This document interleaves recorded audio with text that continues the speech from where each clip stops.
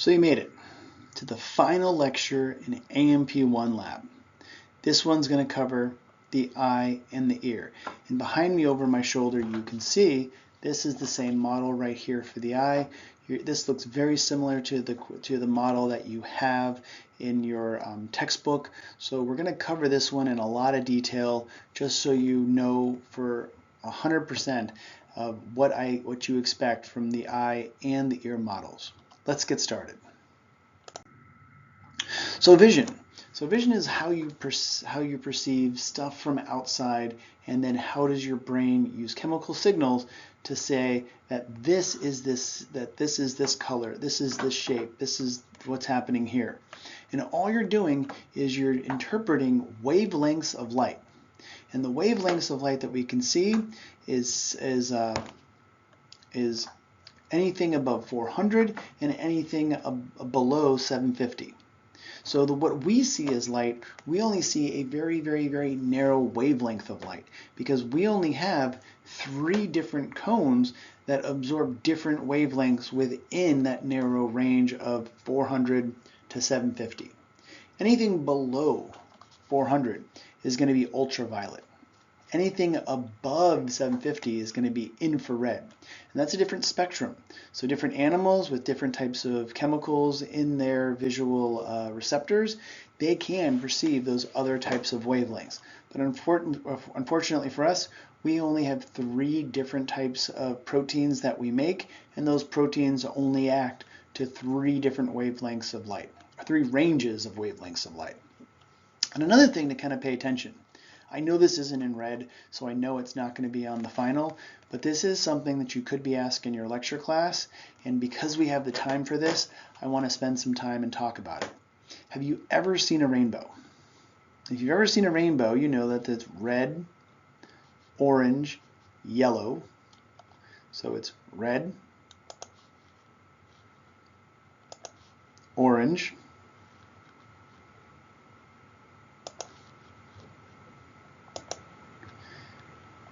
yellow, can't really see the yellow, put it there, and it's red, orange, yellow, or ROY, G for green, and then BIV, blue, indigo, and then violet. So ROY, G, BIV. And if you ever think, red has a higher wavelength, which means it bends less. So the refraction of light, it bends a lot less. So if you've ever seen a rainbow, red's always on top. Purple, because it has such a short wavelength, bends very, very, very short. So red is always going to be on top, blue, indigo, violet is always going to be on the bottom. And it's all because of the wavelengths, and it's all because it bends a lot more because its wavelength is a lot less. So hopefully that kind of helps you a little bit and kind of understand how does wavelengths work a little bit, but without getting into the physics. So stuff you need to know. Eyelids are just called palpebrae. And the reason why this is important, eyelids help you clean out all the junk in your eye. We do have other types of things. The eyelashes keep the debris out. The eyelids blink. You have lacrimal glands laterally that when you blink, they're going to take it to the lacrimal duct medially, and that's how you're going to keep constantly making sure that you keep your eyes moist and you keep them clean.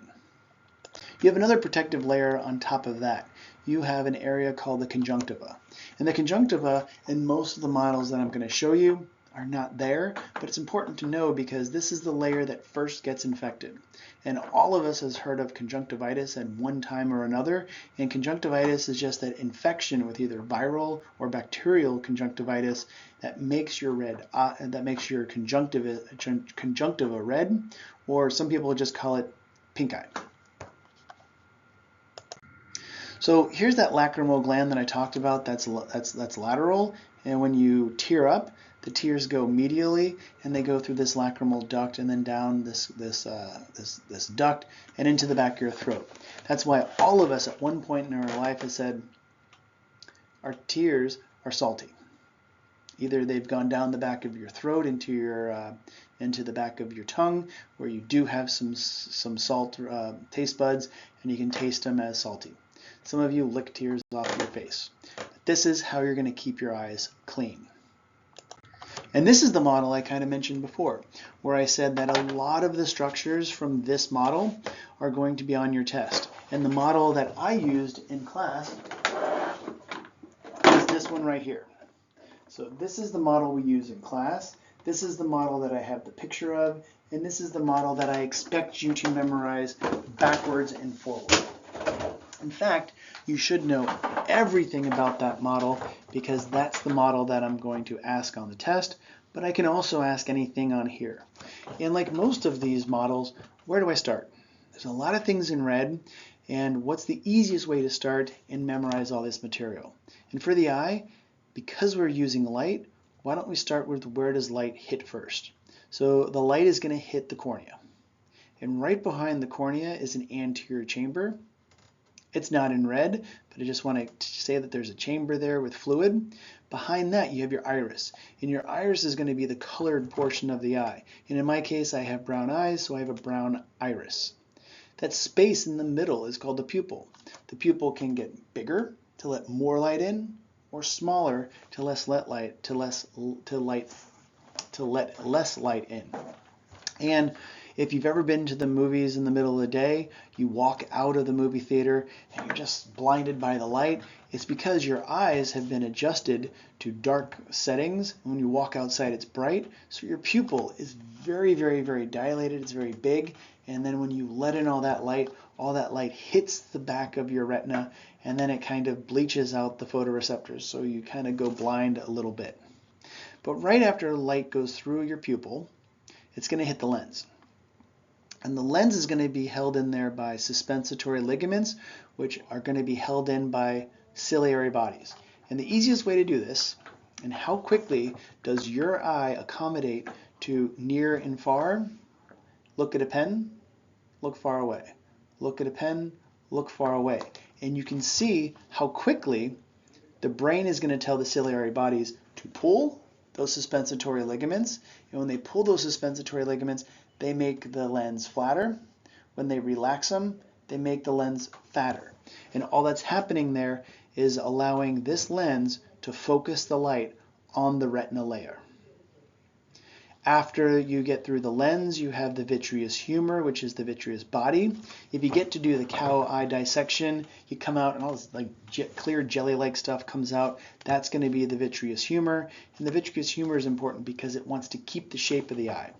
It doesn't want the eye to be impacted, because if you deform the eyeball in any way, then you're going to stop the light from hitting the retina. Once you do that, your vision gets very blurry. You have three layers of the eye. Sclera is the connective tissue that's white. Choroid is going to be the middle layer, and choroid is going to have a lot of blood vessels. It's going to be brown because right in front of it is going to be the retinal pigmented epithelial cells that are going to absorb stray photons that are hitting the retina. So this is going to get rid of a lot of debris and a lot of built-up stuff from your retina. And the retina is where your rods and cones are going to be, your bipolar cells, your ganglion cells that are eventually going to be the output neurons of your eye. And then the retina is where all the visual components are going to be. And then once they make sense of that signal, the color and everything else, they're going to send a signal or an axon down to the brain via the optic nerve. And unfortunately, right where the optic nerve is started, in the back of the eye, there's a blind spot. And there's a blind spot there because there's no rods and cones.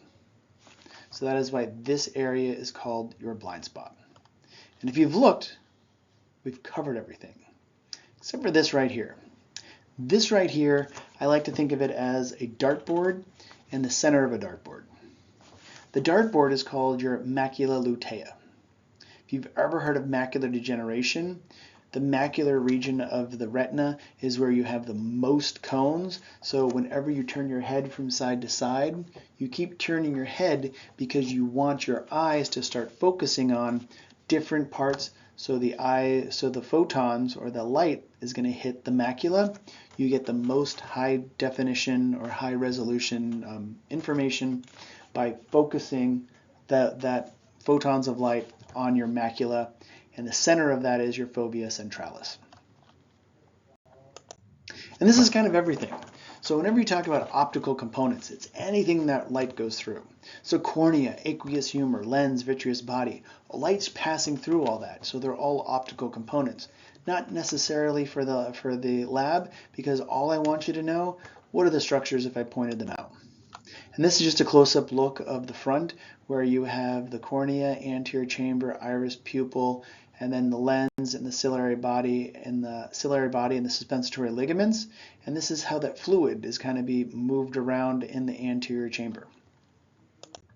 Here's the model again, where you see the cornea, you see the iris, the pupil, the lens, ciliary body is up here, suspensory ligaments are there.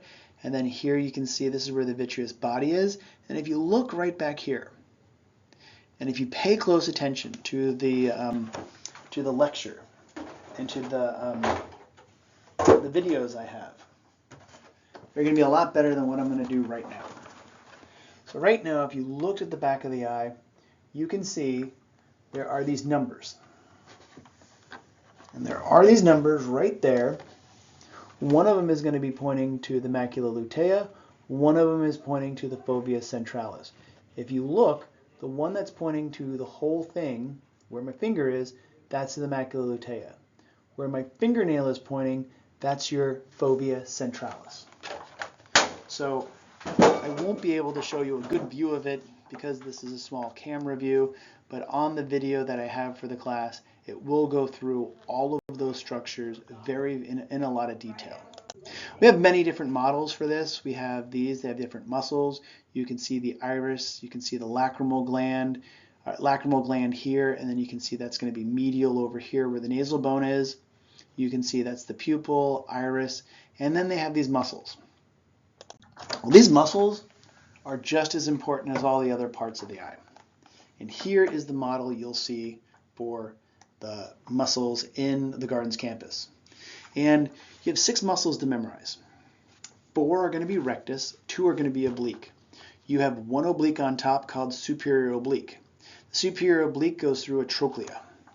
And if you look right here, there's a little thing right there called the trochlea, where you can see the superior oblique muscle goes up and around, and then when it kind of comes down right there, it's going back that way. So your superior oblique loops up and around through the trochlea. Inferior oblique is just on the bottom. So inferior oblique is really easy. It's just the one on the bottom right there. For the rest of them, superior and inferior oblique aren't too bad. The rest of them are so much easier. You just need to know top, bottom, medial, lateral, because they're all rectus muscle.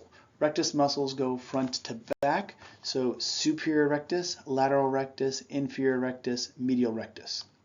Because this is the top, superior rectus, lateral rectus, medial rectus, and then inferior rectus will be back down there. Another view is this one, where you have the superior rectus, superior oblique going through the trochlea, medial rectus, lateral rectus, inferior oblique muscle. And in your lecture class, you're going to know, or you're going to have to memorize, what are the cranial nerves that are important for the eye movement. And you might say, I'm just going to be a nurse. I'm never going to have to memorize this. As a nurse, you're going to have to diagnose this, because at one point, you're going to have somebody follow a pen. And the reason why you do that, and you make the eyes track a pen, you can see if these different cranial nerves are all working properly. You can also see if the pupil and the iris is going to be changing, because if that's happening, that can be another type of brain injury and any type of damage to a cranial nerve where maybe it just doesn't abduce. Maybe your eye doesn't go out to the side, where one of them does but the other one doesn't. It can be something on a different side or same side that's being damaged. Maybe you have the beginning of a stroke or something like that. So knowing the eye movements are very important for diagnosing brain injuries. We're not going to be doing the cow eye dissection virtually because I don't have a video for it, but really all you're looking for, what does the lens look like? What does the retina look like? Trying to cut through the sclera and the muscles, that's kind of what you're looking at when you're doing this type of dissection in the lab. Now let's get to the ear. So the ear is both hearing and equilibrium. So knowing about what hearing part is and what equilibrium part is, it's kind of nice to keep them separated so you can kind of understand the vestibular nerve and then the cochlear nerve. Because it is the cranial nerve, vestibular cochlear nerve, but the vestibule is going to be equilibrium. Cochlea is going to be the hearing part. So it's important to kind of know how do those work. So on that last slide, I talked about vibrating air particles. Pretty much what the helix and the auricle does, the ear, this is the lobe down there, it's going to bring in sound and it's going to amplify it. That's why your ear is that shape. All of those little curves just brings in the sound and then amplifies it into this tube. That's called the auditory tube. And then all those sound waves do, they vibrate the tympanic membrane. And that vibration of the tympanic membrane will then move the malleus, incus, and then the stapes. The stapes then starts doing little dots on this place called the oval window. The oval window then sends that signal down the cochlea, and that is why the cochlea is involved in hearing. You have 3 semicircular ducts or semicircular canals up here, and because there's 3, you have 3 different ways to turn your head, and that allows your brain to know where is your head in relation to your body. It might sound weird, but if you closed your eyes and you just kind of moved around the room, your brain would know within a few feet of where you are depending on how much you moved. That is why when this nerve comes out, it's the vestibular nerve and then the cochlear nerve. Now let's take a closer look. So here's your helix. The antihelix is right there. You have the external acoustic meatus, which brings into the auditory tube. The lobule is down there, which I mentioned. Then you have the auditory tube bringing it into the tympanic membrane. You have the malleus, incus, and stapes, and then the stapes covers up the oval window. The oval window then sends the fluid and the pressure down the cochlea, which then takes it to the cochlear nerve. And then you have the 3 semicircular ducts, which then leads to the vestibule, which then leads to the vestibular nerve. The only other thing, you have an auditory tube, and the auditory tube is, if you've ever been diving or on a plane and you had to pop your nose or pop your ear, all you're doing is this is connected to your nasal cavity and your nasal sinuses, where you can equalize this air that's inside here to the air that's pushing it out. So if you've ever been on a plane and your sinuses are a little clogged up, this air is going to be at a different pressure than inside, and it can start to hurt. But if you just push air back up in there, you can equalize it.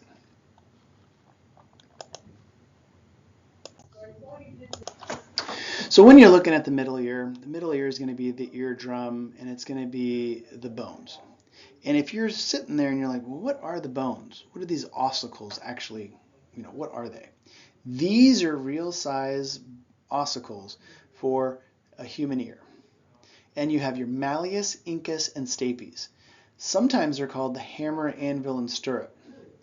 I never really see the hammer, anvil, and stirrup, but the malleus is the first one, incus is in the middle, and the stapes is the one touching the oval window. So an easy way to think from tympanic membrane to the oval window, MIS, malleus, incus, and stapes. And that takes us to the inner ear, where you have your semicircular canals. That all brings into the vestibule, which goes to the vestibular nerve. And the cochlea, again, is going to be that area where it's going to be hearing. The way it does it, it's going to take mechanical energy and make it into fluid. And what it does is there's these little hair cells on the membrane that when they get tipped over, they allow ions to flow in, and that movement of ions in the basilar membrane allows you to interpret different frequencies and loudness via the amount of ions that change in your cochlea. When you're doing actual stuff for turning from side to side, this is a good way to kind of think. If you had a bucket of water, and you move it real quick. If you move that bucket of water real quick, what happens is the water wants to stay still.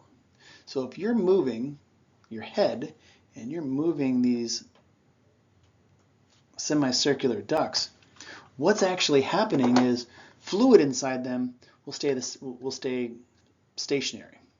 But the tissue and the membrane is going to move. And when that tissue doesn't move, it's going to push on top of these gates and allow them to open and allow potassium to go in. And that potassium going in is going to change the membrane potential, and it's going to allow your brain to interpret that as movement. So you can turn your head from side to side, front and back, side to side, and then you can add any other rotation, and those 3 different semicircular ducts can allow you to interpret where in space is your head. So this right here for sound, between loudness and pitch. Loudness is amplitude, and this is going to be how much do those vibrations occur. But pitch is going to be which part of the basilar membrane is it going to be vibrating. Because if it's low pitch, it's going to go a different part. If it's high pitch, shorter frequency, it's going to do a different part. And you're going to learn more about that when you go over this material in your lecture class. And here's just another look at the innervation of the ear that shows which one does equilibrium, which one does balance. But pretty much I want to spend this time just to look at these models. These are the ear models where you have the helix, you have the auditory tube, you have the tympanic membrane going in right there, and then you have the malleus, incus, and stapes. And it's important when you do malleus, incus, and stapes, you go from the tympanic membrane to your oval window. You have the vestibular and the cochlea, and I can't really show you these really well on these models because they're very small. But you can see the tympanic membrane, you can see the malleus, incus, and then the stapes right there. So malleus is touching the tympanic membrane, incus is going to be right on top of it, and then they both go and they touch.